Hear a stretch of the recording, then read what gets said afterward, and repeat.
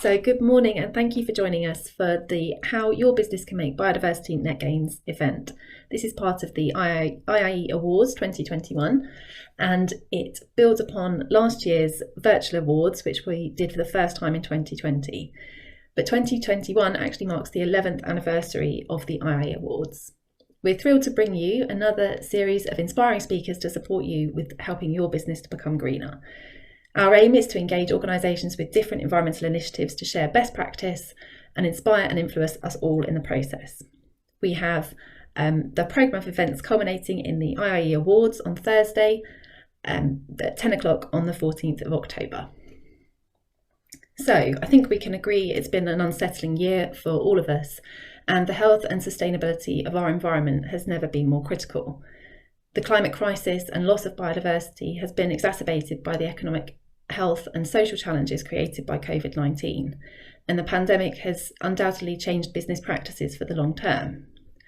We believe that changing working practices to incorporate environmental decisions into the very heart of what we do is vital.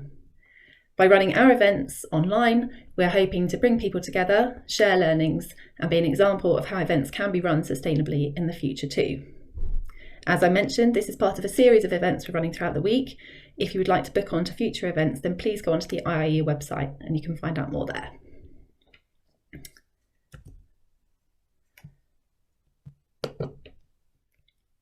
So, welcome to today's event, How Your Business Can Make Biodiversity Net Gains. My name's Carly Leonard. I'm Chief Executive of PECT. We are an environmental charity. We've been around for 30 years working on sustainability, and I'm very proud to say that IIE is one of our flagship initiatives. We have two fantastic presentations coming up today. They are hugely informative and demonstrate how policy, government and industry can work together to create benefit, and also it helps to have really good people involved, and we're blessed with that today. This is then followed by questions and answers. So throughout the session, if you can put your questions in the chat, we'll answer those at the questions and answers session. And after that, I'm delighted to be able to announce the winner for our IIE Awards for the Natural Environment Champion for 2021. As I mentioned, we do have more events coming up this week. So tomorrow morning, we have How to Use Water in the Future.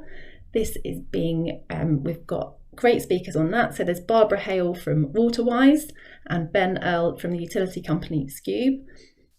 Following that, we have The Future of Waste tomorrow afternoon, and we have Dr. Anne Woolridge speaking and Paul Fieldhouse.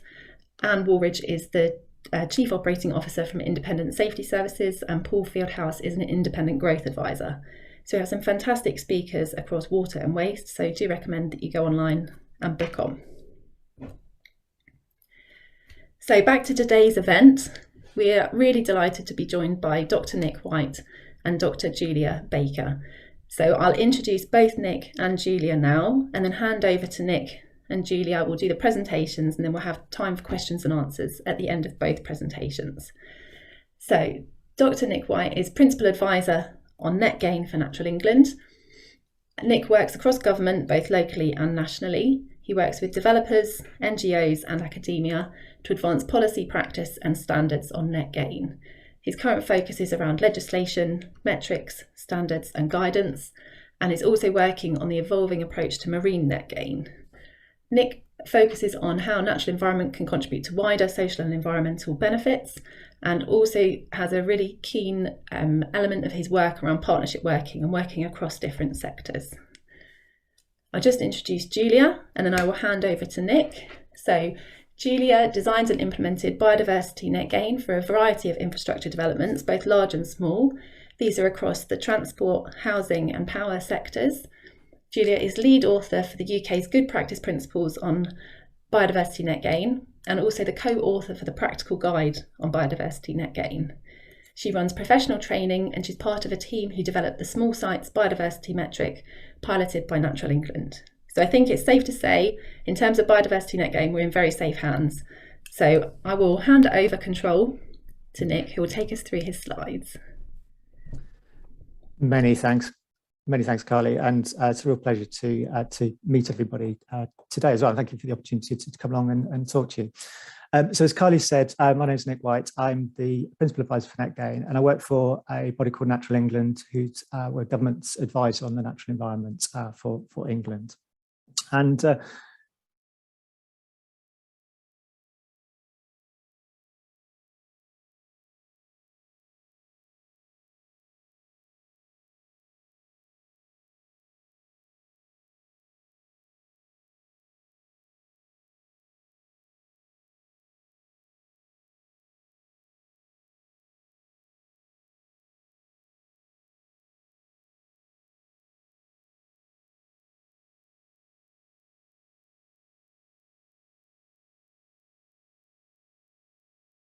And I'm not quite sure what happened there, but I got thrown out of Zoom temporarily, so apologies for that. So we're in a nature emergency, but the good news is it's something that we can all do something about as well. So there's a real opportunity here for organisations, businesses, individuals to do something around that. And Biodiversity NetGain represents a real kind of opportunity in that regard. So Carly, could you move my slides for me? Sorry, it's when it fell over, I've lost control of the slides. Thank you. So at the moment, most developments contribute to a loss of nature. Developments that are entirely legally compliant have a situation like this. Is a fictitious Lego example. So you've got an area of woodlands, development's taken place, the woodland's gone, but the actual development has, the woodland's gone, you've got a nice block of flats, but the nature that was there with the woodlands has gone as well. And what we're trying to do with NetGain is it's really kind of completely flip that and say, actually, that's not good enough. There's no way that that's going to address the situation that we find ourselves in with nature. So what we're moving towards is a situation where through the development process actually can leave a positive legacy, a positive outcome from the natural environment. And what's really significant about this change is in the top example, where there's the net loss, that development isn't doing anything legally wrong. It's compliant with the legislation. It's maybe doing stuff around protected species or the like, but it's still seeing an overall loss in nature.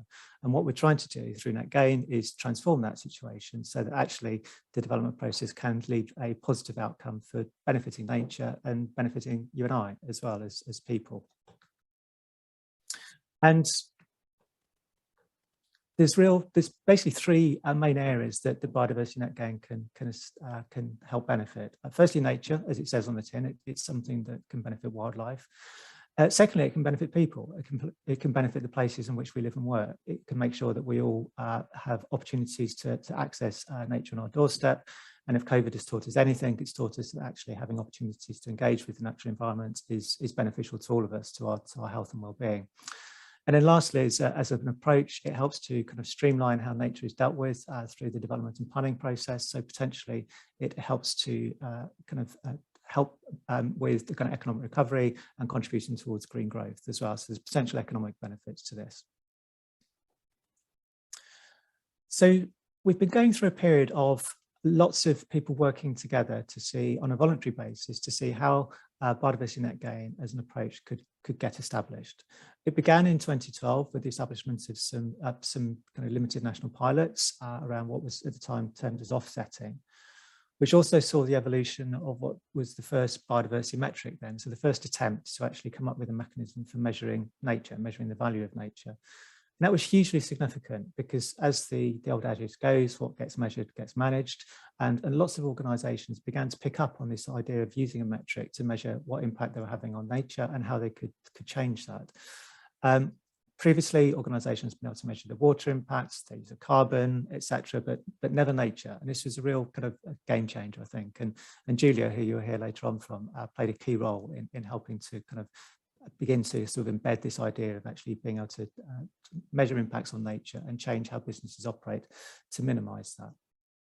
And it really wasn't a period characterised by industry leading the way. So in terms of working with professional bodies to develop best practice guidance, again, Julia played a kind of seminal role in that, and kind of standards as well in terms of how could we, as businesses and as professional bodies, how could NetGain as an approach be taken forward? And it also saw the kind of strong emergence of a business case around NetGain as well. People beginning to recognise that actually organisations doing this could see real benefits to them. And that whole process really helped to push policy along as well, to incentivise government and to encourage government to kind of follow on the kind of lead of business, if you like, and begin to bring biodiversity net gain further into the mainstream. So where we are now is you see biodiversity net gain embedded in a wide area of policy. Firstly, in the National Planning Policy Framework, it plays a core element of that. It talks about the requirement for developments delivering measurable net gains. There's associated guidance that goes along with that. It's also been incorporated into the National Design Guide that was published by MHCLG just over a year ago. It's in our National Infrastructure Strategy.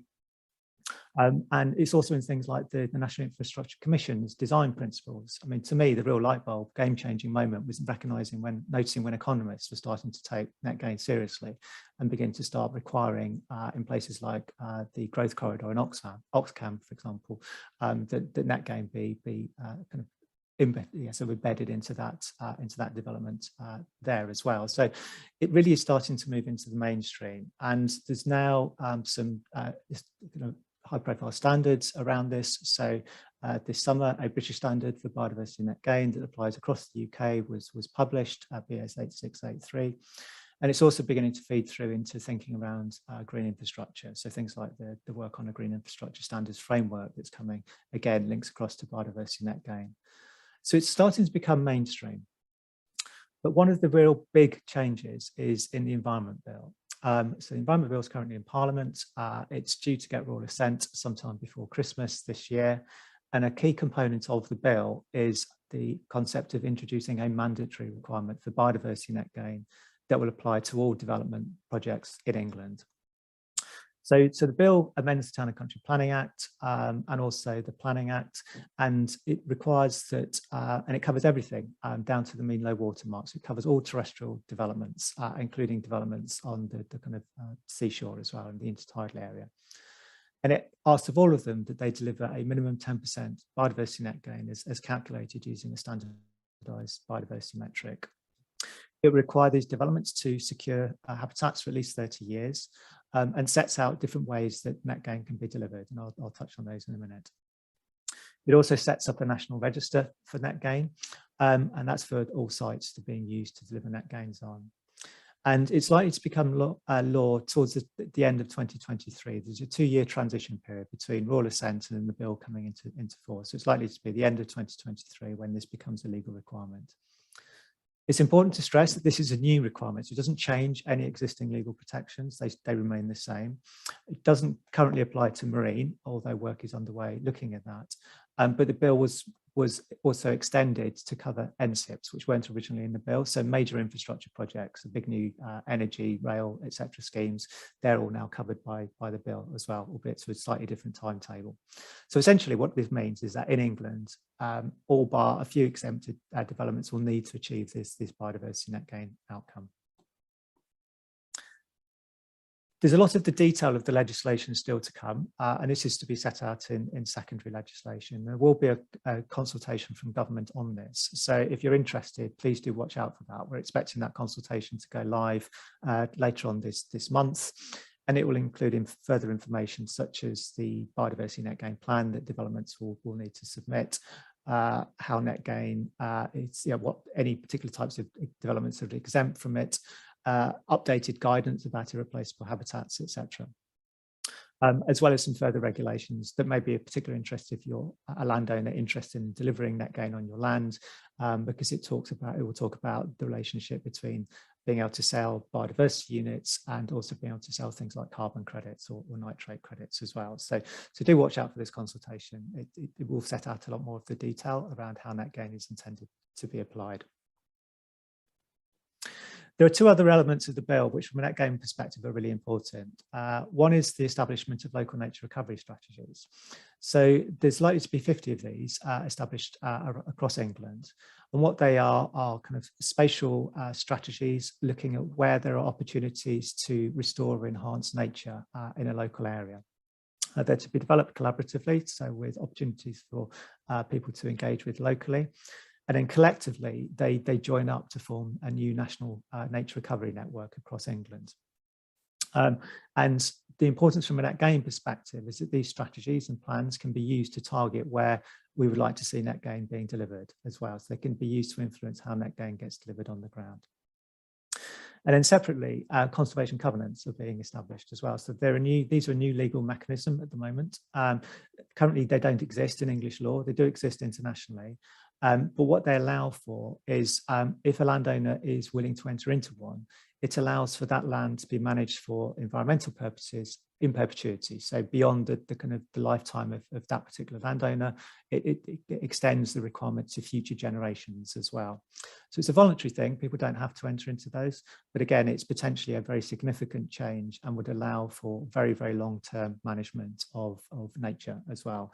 And it provides another mechanism of legally being able to secure biodiversity net gain, potentially beyond, and potentially significantly beyond the kind of minimum 30 years that would normally be the case. So there's three broad ways in which net gain can be delivered. One, and this is likely to be the most common route for delivering net gain, is delivering it on site. So that's within the red line of the development, and that's through ensuring that there's good quality kind of landscaping, green infrastructure, etc., included within the scheme. The example illustrated is a housing development quite close to where I live in South London, that has fully integrated nature into the development scheme, and it's a good way of ensuring that the kind of residents and the community there benefits, as well as obviously the wildlife benefits. But that's not always possible, and it may not always be practical either from the development itself perspective, or equally ecologically. It may not be sensible to be trying to get particular ecological outcomes within a confined development site. And that's where the net gains can be delivered off-site. So that could be through anyone that owns land, could be farmers, NGOs, it could be developers who've got other bits of land they're not looking to use. Anyone who's got land assets essentially on their portfolio can potentially look to use that land to deliver biodiversity net gain. And in doing so, you'll be paid by developers for helping to deliver their biodiversity outcomes. So those two in combination are likely to be the predominant ways in which net gain gets delivered. There is a third option, which is a kind of last resort option, which is available if you can't deliver net gain on your site, if there's no market available, which is where you'll be able to buy credits from government, and government will then invest in nature recovery. So timetable-wise, the bill was introduced in January 2020. It was heavily impacted by COVID, as was much of what was going on in Parliament, but we are currently looking at receiving royal assent at the end of this year, and then various other components of net gain or kind of related things can begin to fall into place before the mandatory net gain requirement kicks in the second half of 2023, and slightly longer timescale for NSIP schemes. But it very much is coming, and we're very keen for people to begin to prepare themselves for it and to seize on it as an opportunity as well. A key point of the bill and a key point of net gain is the metric that underpins this, because net gain needs to be measurable, and it's the metric that helps to kind of measure your baseline and also to forecast into the future. And it is a key component of the biodiversity net gain approach, and done well, it should be simple enough that many people can use and understand, and be something that is applied consistently by all development types, so that everyone's using the same kind of standardized approach. So this summer we published as Natural England Biodiversity Metric 3, which is the most current version of that metric, successor to version 2, and it uses habitats as a proxy measure for biodiversity, and it translates everything into a language of biodiversity units. It can be applied to all habitat types you'll find on land or in the kind of coastal areas. So that's everything from green roofs and street trees, kind of planters, all the way through to kind of very high, distinctive, very important priority habitats, chalk grassland or things like that. And it's based on information about the size, the condition, how important that habitat is, and where it's spatially located. And it also now has a GIS import facility, so you can bulk import data into that metric. And it can be applied in a whole range of development situations. So it can be applied to major infrastructure schemes, housing schemes, small urban interventions, and also it's the metric that if you own land, you can use to calculate basically what the potential amount of biodiversity units you've got that you could sell to someone else who needs them to achieve their own net gain requirements. So it's something that's going to be in widespread use. Planning authorities play a key role in this future environment. They are the decision maker in most net gain situations, and so their role will become quite key. So there's real opportunities now for local authorities to already begin to be thinking about net gain. The existing planning policy allows them to have their own net gain plans and policies, and a number do. But what the bill will do will standardise that. That will make it a consistent approach across England. So people who are planning authorities, we'd encourage them to look at some of the existing guidance and best practices out there, and also the new British standard, and be thinking about what some of their local nature priorities may be, and looking at how they can go ahead and start mapping those.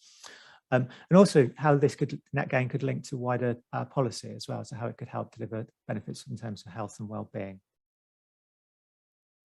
For developers, really start thinking about net gain now. The earlier you think about it, the easier it will be to implement. So be thinking about it in respect of site selection, early site design. How can you maximise the opportunities to deliver net gain within your scheme without the need necessarily to go to third-party landowners.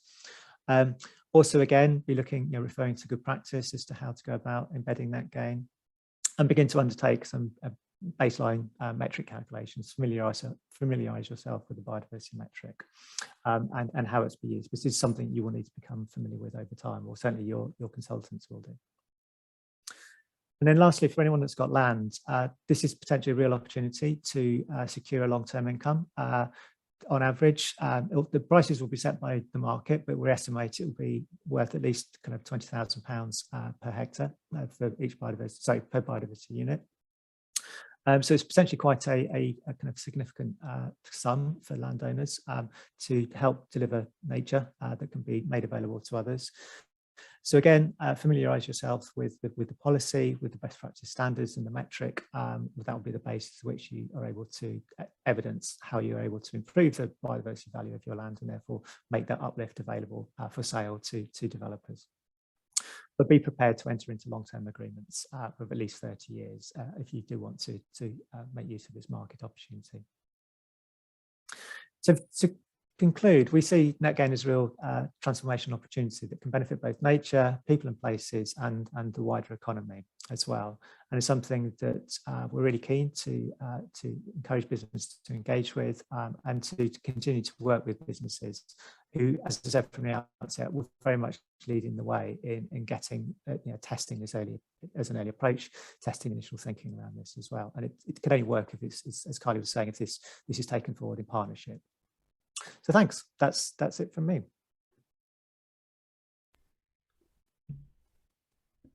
Thank you so much, Nick. That was hugely informative, and it's quite a complex area, but you speak about it so eloquently that it comes across really well and really clear. So thank you so much. We've got some great questions popping up in the chat, so we'll be answering those in the Q&A session after Julia has given her talk. So as I mentioned, Dr. Julia is with us today. She's Biodiversity Technical Specialist at Balfour Beatty Construction UK.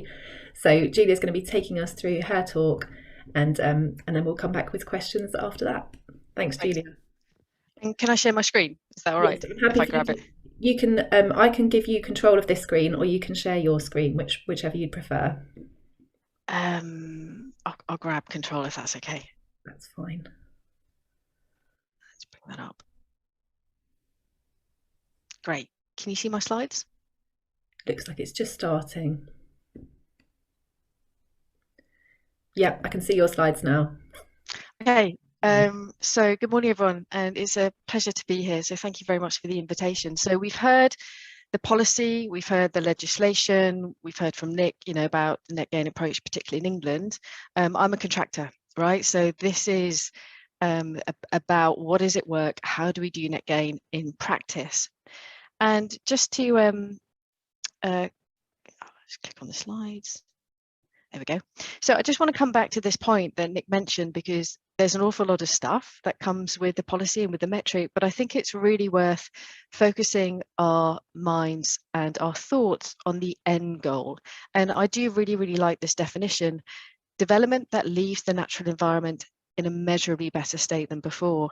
So what that truly means is, because that development has happened, and that might be a road or a railway or a housing or a power project, whatever that development is, because it's happened, nature's better off. And I always come back to that point, because it's quite easy when you work, particularly if you work on a slightly larger scheme or a big scheme, to you kind of get bogged down. There's a whole lot of metrics and data, and you've got the ecological assessment, but we've got to keep this endpoint in mind. How do we get from this current stage? We've had development given consent with biodiversity loss, so the consenting system has said that that's okay for development. We're now moving to a stage when the development has to be one that benefits the natural environment. And what I would say as we go through this is that that's not going to be an overnight thing. It is a continuous level of improvement, and I think it will take active, constructive discussion to really make sure that we get to this endpoint when development is a force for good for that natural environment, and truly a force for good. Nick mentioned our good practice principles, and I do want to come back to this because, okay, yes, they're voluntary, but one of the biggest tools that I have in the toolkit when working with industry are benchmarks. What does good look like? And it's been fantastic the way that these principles have been adopted quite widely within the industry. Now they're translated into the British Standard. And I'll come to this, but there's a lot of talk and a lot of focus about just the metric with biodiversity net gain. And it's not that. It is the full package of these 10 good practice principles. You can't pick and choose which one we do. And it's certainly for, I think, the responsibility on us within industry to apply all of these principles and to demonstrate the application, so we get that true net gain, and it doesn't become just metric, and it doesn't become a numbers approach. What I want to go through now is kind of my 5 key aspects. So out of all of this, and out of all of the wonderful world of net gain, if I had to break it down into the real key points, as it were, and when I work within different teams, what are the things that I really home in on? So number one, absolutely habitats. As Nick mentioned, the metric uses habitats as a proxy indicator, and I'll go into how we need to supplement that with other information.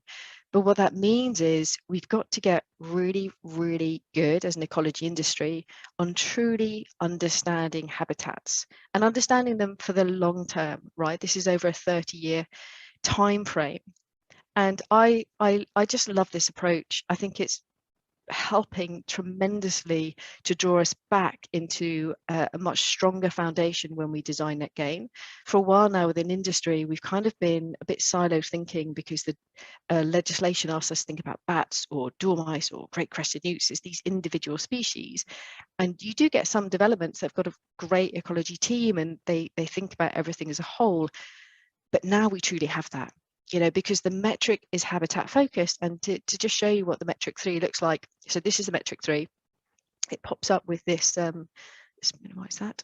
You know, it pops up with, this is a little bit of the data that you find, and immediately, you know, the habitat data is absolutely key here. So what that means in my world is I need really, really good botanists. And I need, one of the first things I need is data on habitats. So if you ever start with a project on net gain, or if you're in those discussions, ask about data on habitats and get as much good data as you can. Now, it's always worth running the metric early. So you might buy local record centre data on habitats, or have a look on Google just to get an initial sense. But at some stage, you're going to need really, really good data on habitats. We now have the UK habitat classification system that's really picked up the classification and kind of moved it forward. Then yes, you will supplement this, because the metric's only a proxy, and it's only one part of the tool that I need to truly design net gain. So you'll supplement that with other surveys, such as we do a lot of invertebrate surveys, to really build the true picture of net gain. But the key starting point is habitat data. And just to give you a sense of how things have shifted for us, because the starting foundation is habitat. Now what we do is that we get a habitat map as early as possible and really integrate it into the design. And that can be the picture on the left. There's a great function in Google Earth where you can import PDFs. You know, so if I get a habitat map or a sense of what the design might be, I can work with the teams and truly integrate net gain into the design thinking as early as possible. And that's one of the keys. As early as possible, we've got to get the net gain thinking in there. Or if we can go a bit more high tech, high level. And so the picture on the bottom left, great drone footage the team had. And if you see the one at the bottom, they could actually 3D model the various habitats around the site because they got it. They really understood that the need to integrate net gain into the design thinking, and the need to do so starting with habitats. Then yes, we'll supplement it with other species specific data, but it moves ecology from being this kind of side piece, and then we do the design because that design's important, and it's about integrating that into the development. So key points for me: habitat data. What digital tool or data am I going to use? Do those digital tools talk to each other? And the earlier that you can talk about that and think about that, the earlier it gets into design thinking. Number two, there's a very strong process to achieve net gain. And it's actually one that's been with us for as long as I can remember, and it's embedded within policy long before net gain came out. It's called the Mitigation Hierarchy, and it's a series of steps. The first step starts with avoiding and minimizing loss. So that's the prevention steps. And you have to go through each one in turn. You can't kind of sidestep them and go right to the end. Then you get to the residual losses, so you get to remediating, and then finally offsetting. But I've seen some what I thought was actually quite a decent net gain design, but they were refused planning permission because they haven't demonstrated application of the mitigation hierarchy. So this is absolutely the foundation. And what I really love about the metric is that it shines a spotlight on the avoidance step.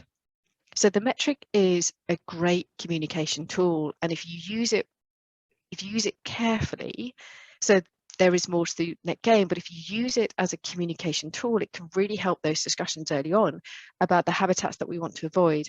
And just to give you a sense, so habitats such as wet woodland or lowland meadows, that distinctiveness score, it puts it right up there.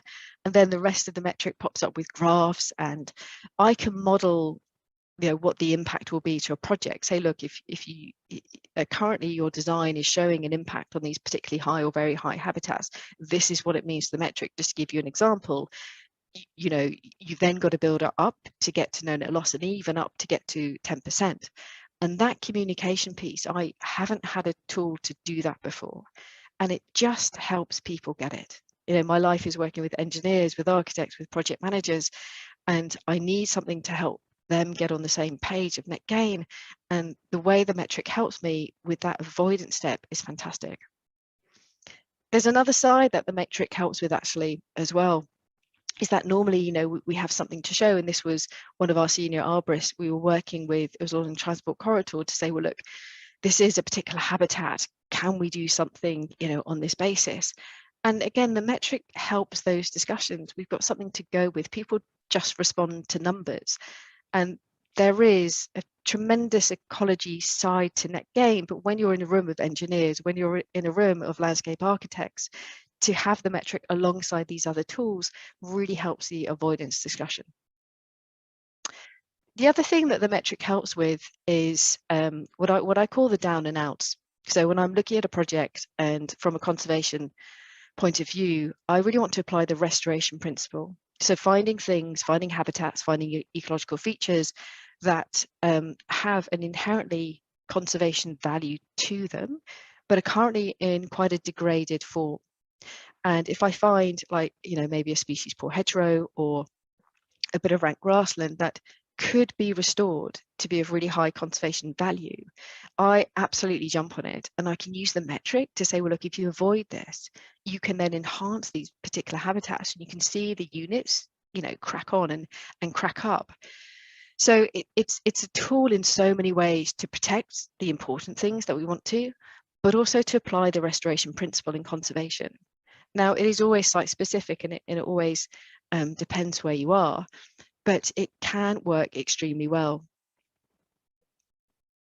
And just to give you a sense as well, this is an example that we had on the left.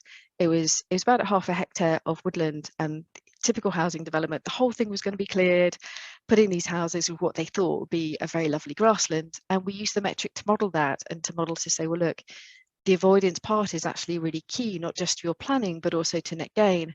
And then on the right, we started to get a much better what I think is a much better design come through, and they actually retained a large bank of woodland. And the moment that you retain something is the moment that I can put it in the enhancement box for the metric. So using that as a communication tool when you're working with developers is really good. But we are moving to a place where no longer, as an ecologist, we kind of talk in vague terms about enhancements, and we are getting to a place where we get to measurable outcomes.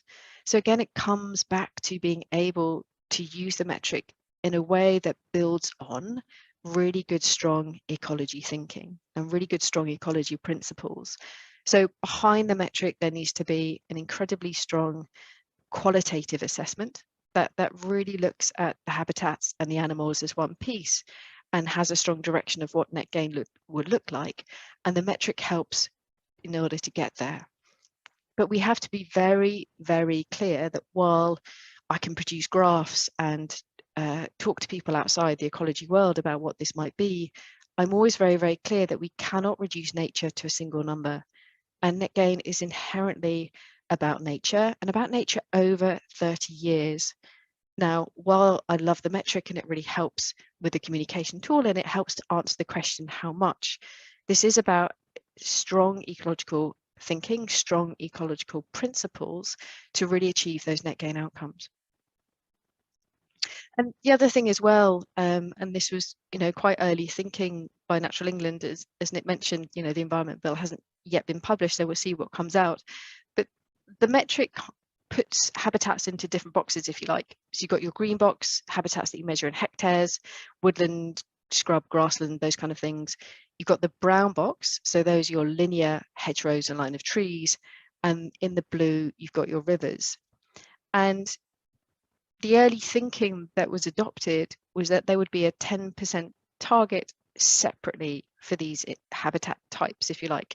So there would be separately a 10% target for all the habitats in the green box, separately one for your hedgerows and line of trees, and then separately one for rivers. Now, if you have a site where you have that range of habitats, you can't mix and match. So if you achieve only a 2% gain in the green box and a 20% gain in your hedgerows of line of trees, you can't put them together and claim that gain. It doesn't work like that. So to do this and to do this really well for nature and for the development, it's getting the net gain thinking early. We have to be in there first of all, and we have to plan the development right from the start, because you can't retrofit this stuff with any sense of meaning for nature or with any additional cost or delays to the project. But what does net gain mean? When we come to site and I speak to the construction teams and they say, okay, Julia, that's great. Seen the graphs, habitats, get it. What do we physically do when it comes to on site on a construction project? And while there is such strong ecological thinking behind this, I always think there's a moment where net gain just becomes wonderfully simple in a way, because there are two main options to achieve net gain. You're either going to be creating more habitats, so more habitats than you had from the start, or you'll make existing habitats better.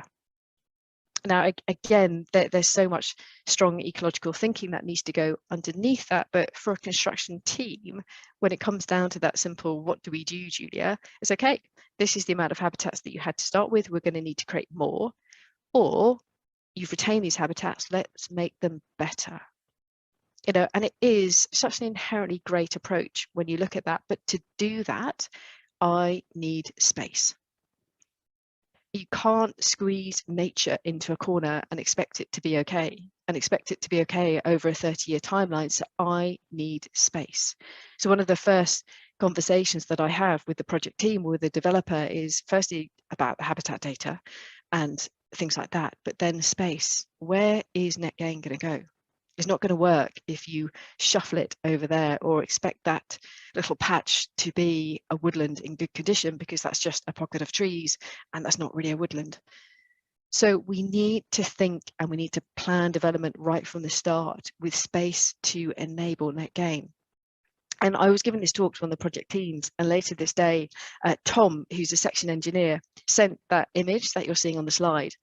Because as a section engineer, that's what he does. He measures everything and he produces scale drawings. And it was so great the way that he took his development and then worked out and said, oh, Julia, this is, you know, this is what I can see here. And I think we've got this space, that 5 meters. And while part of me was so excited, you know, and very, very happy that Tom, as a section engineer, had really got it and was really on the same page, I was a little bit gutted. I thought I had more than 5 meters, I have to say. It's just like, Tom, oh my gosh, okay, don't think that's going to work. But he got it. You know, he got the fact that we need space, and I didn't get the fact that I only had 5 meters. So when you get people on the same page, you can truly design this to work really, really well. And as Nick mentioned, it could be on and off site. So it is that start right from the start about we need space for nature. And where is that going to go? My number 4, if you like, is I think people think this is, you know, like a really big thing. And of course it is for us. Net gain is so important. But actually, you can achieve net gain by the smallest of measures. And because already there's so much good work that can be done from an ecological point of view, it is the additional bit, you know, for nature that we're looking at. And this was it's like a drainage improvement scheme that we're working on for an airport, actually. And they had a variety of different sort of drainage fields, and they're converting it into more of a SUDS approach. And spoke to the developer, and they were quite interested in this. So I said, okay, let me take your design as it is, you know, and we looked at it. I said, I'm just going to run it through the metric and see what pops out. So I call this like a do nothing for net gain. It was just business as usual, standard design stuff. And they had pretty basic amenity grassland, wetland grassland mix, and that was minus 8.5%. So they said, oh, could we do something that will get the numbers a bit better? We don't have any space. We're quite constrained. It's operational land. It's a rail. It's an airport. Okay, so I said, okay, let's see what we can do. I had a great team of botanists working alongside me, and we looked at it. And the only thing we changed was that grassland mix. We said, well, if we change that and have to do it, obviously, of course, with airport regulations, what would that give us? So we had a scenario, do something for net gain, and changing that to much more of a native species-rich grassland mix, actually a lower cost of maintenance as well. We got from a minus 8.5% to a 5% gain. So there was no extra cost in terms of the seed costs and the landscaping and the aftercare. Then when it handed over to the maintainer, there was a slightly less cost from the less mowing regime.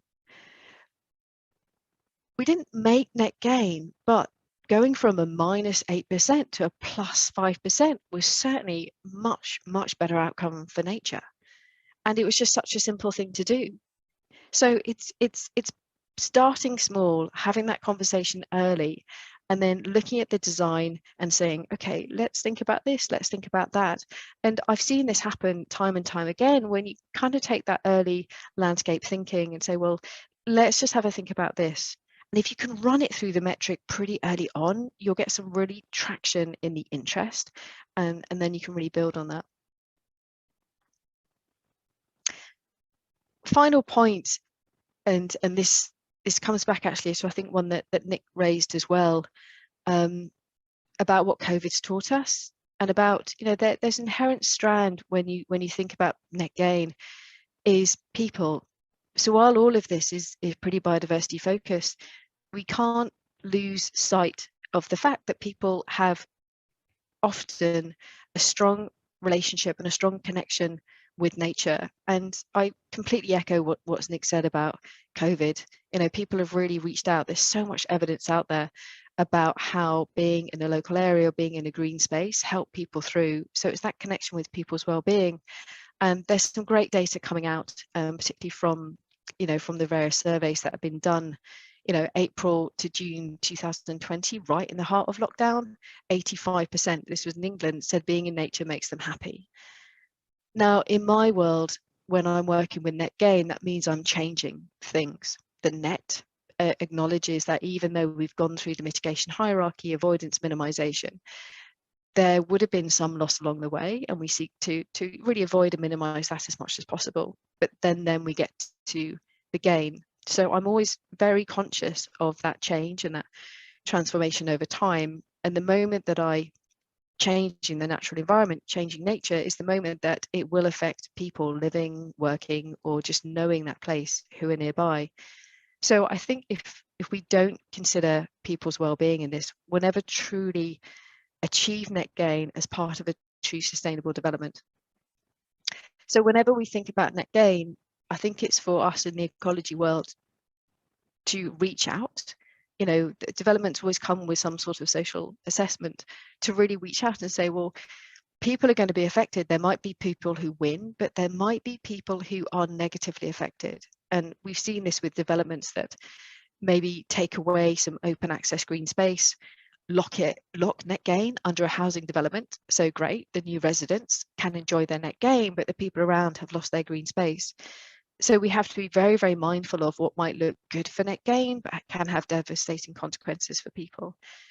But conversely, net gain can really boost people's connection and people's access to nature. So where are the wins within that? But when we do that, we need to be really careful. Sometimes net gain and people can coexist on one site, and sometimes that's okay with careful management, and it depends on the sensitivity of the wildlife.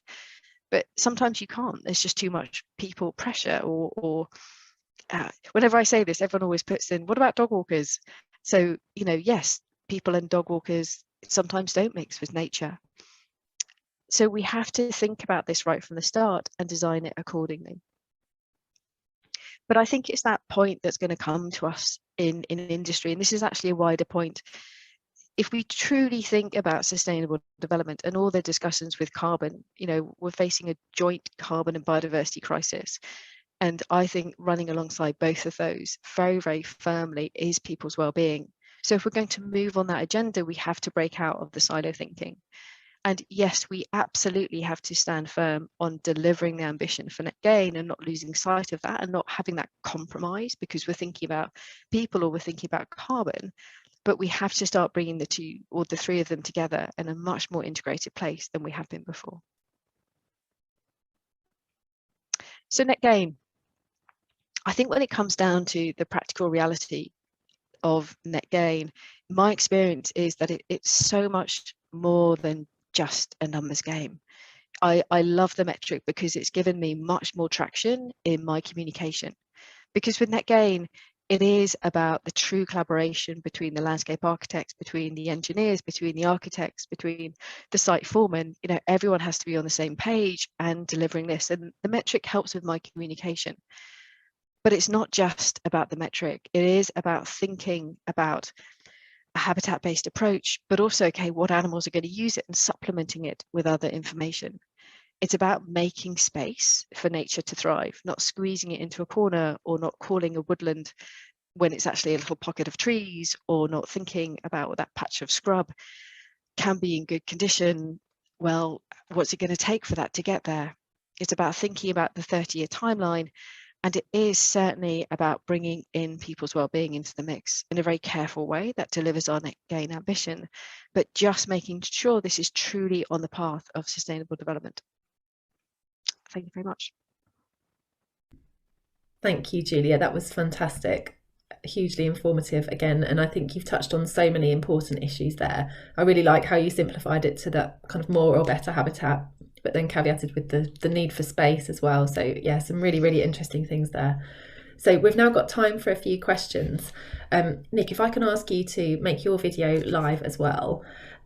We've had a few questions from the group, and Nick's been doing a fantastic job of kind of heading off some of the questions with answers in the chat. But I think the issue brought up around net zero, and I think, as you said, Julia, about how do we make sure these crucial issues aren't dealt with separately and that they're all brought together.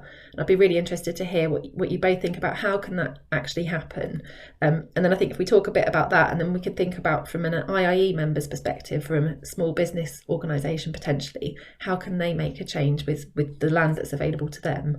But yeah, I think first on the broader policy, how can we integrate these things more? So in terms of Nick, yeah, sorry, Nick. Sorry, Carly. So in terms of the link between net zero and net gain, so one of the things that's increasingly being established is the role that some habitats can play in terms of actually helping to sequestrate carbon themselves and or help to kind of mitigate against some of the impacts of net gain in terms of climate change, in terms of things like flood risk and things like that as well. So it can be around thinking about actually how can habitats also be how can net gain be delivered in a way that yes delivers the kind of outcomes for nature that we want, but potentially also how those habitats, if they're depending on where they're located or how the scheme is designed, how can it either help to combat the impacts of climate change, or equally the kind of types of habitats that are being invested into. So things like woodlands, an obvious one, which has obviously kind of benefits in terms of carbon kind of sequestration. There's also other ones such as some kind of wetland habitats, seagrasses, things like that, or peatland restoration, where the more we can restore peatland, the less carbon is going to be going back up into the atmosphere from some of England's degraded peat bogs. So there is a link there. I think it'd be misleading to suggest that kind of nature can provide the total solution. There are much bigger challenges around embedded carbon in cement, various other things. But yeah, you can bring the two together though to some extent, and the way that net gain is designed and delivered could also make a contribution towards an organisation's net zero aspirations as well. That's great, thanks, Nick. Is there anything else you wanted to add on that, Julia? I think a couple of points. So I tend to work at Grassroots. We're kind of on a construction site, but there's two things that need to happen. We need clear policy integration at the top. So clearly linking biodiversity net gain policy with net zero and with our ambitions for development to underpin people's well-being. And then, when it comes to my line as well, having that direct engagement with the clients, with the project teams, reaching out to the carbon experts as well. And, it can be tough. The day job is really busy, but if we can make connections as professionals and say, well, actually, can I ask you about carbon because I'm doing a lot of net gain stuff, or reaching out to social assessments as well. So I think we've got to keep the two in parallel, clear policy direction, but as professionals, reach out, have that conversation, because it can really make a difference. Yeah, I think it's a really good point. It needs to come at it from all angles, doesn't it? It does need to be joined up from the top, but I mentioned in the introduction that the two of you have worked together before and presented together, and I think that really shows that link and keeping talking across the sectors, because no one sector has the answers to the massive challenges we face. In terms of for an organisation that might just have a small piece of land, I think you gave a great example there, Julia, about what happened at the airport, where there was just a small change, but it actually made quite a big change in terms of net gain. What kind of things could you recommend that people could do to try and make as much sort of positive benefits within their own work areas that they can?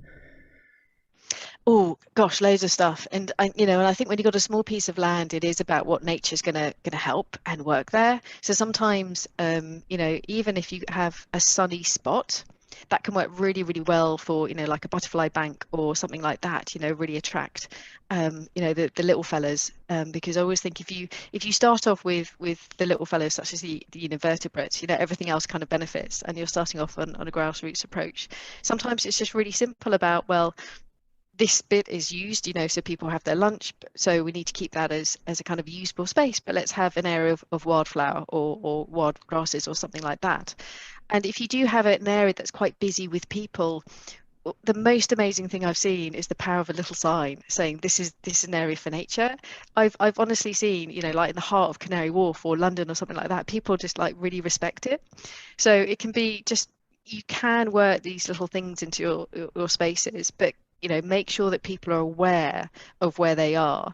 And there's some great urban designs that are coming out about how to fit in nature within urban areas. But start small. There's loads of like seed bombs you can get.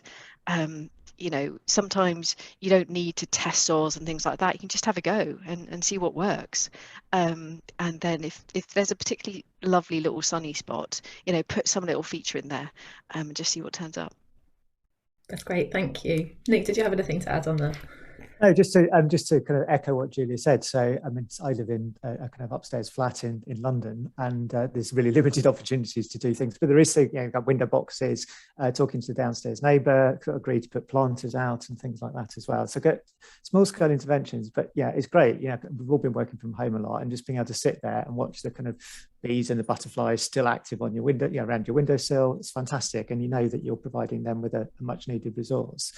The other thing, just to add to that as well, is if you do actually have some existing green space, but it may be space that's actually you're managing quite intensively, to try and manicure it, make it look nicer, and just be a bit more relaxed sometimes as well about how that space is dealt with. Because often, if we kind of ease off a little bit on the kind of regular cutting or the regular mowing, ease off a bit on the chemicals, then actually you'll get kind of nature arriving there as well. Often we tend to think that, oh, it's weeds, but actually, no, it's not. It's still, they're flowers. They're still providing benefits to insects. Many of them are really pretty. You just be amazed sometimes what turns up. So yeah. That's fab, thank you. One of the questions that came out was, is there somebody somewhere that you could point people towards for some really good examples of where biodiversity net gain's been implemented at a kind of development scale? Is there anywhere people could be looking for that kind of information? Yeah, so Julie may want to add to this. So I think the person was asking particularly around infrastructure projects. So a couple of good examples: East West Rail was looking to do net gain. Cleeve Hill Solar Farm was aiming to deliver a net gain. Various junction improvement works through Highways England, Network Rail had a whole series of kind of electrification projects. In terms of some examples and some evidence, when the government's consultation comes out later this month, do look out for that, because it's likely to have some specific information around major infrastructure projects, and particularly the kind of financial side of net gain as well, what impact may have on viability, and it has case studies and examples in there. So that will have some stuff. And there's no, unless Julia can think of any. Oh, there's the best practice guidance actually has some examples in there as well. But Julia, come in. Yes, but just about to say, so I put the link into the principles. So with the principles, there's three kind of publications. One is the principles themselves, just super short, super easy. One is a bit of a techie document. So if you're someone like me, you can kind of dive into the details. But there's a third publication on case studies. And it was really interesting when we ran it. People hadn't got to like a 30-year endpoint where they could say, we've done it, it was just so easy, so early rather. So it captured case studies at that time and place. So it was a case study about people thinking about it, about people just applying the metric, or some people had actually started to implement it.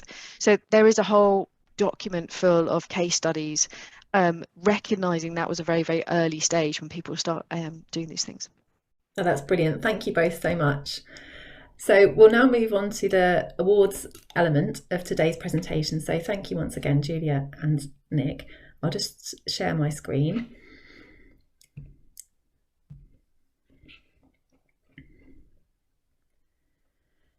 So in addition to the bronze, silver and green accreditations, we're also giving out special awards across 7 special categories to our IIE members. And today we're ready to celebrate the winner of our Natural Environment Champion category for 2021. If you just bear with me just a moment.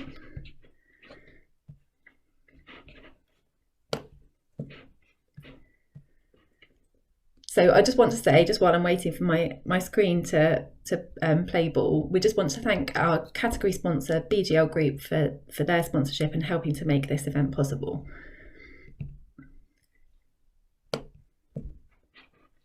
So bear with me, please.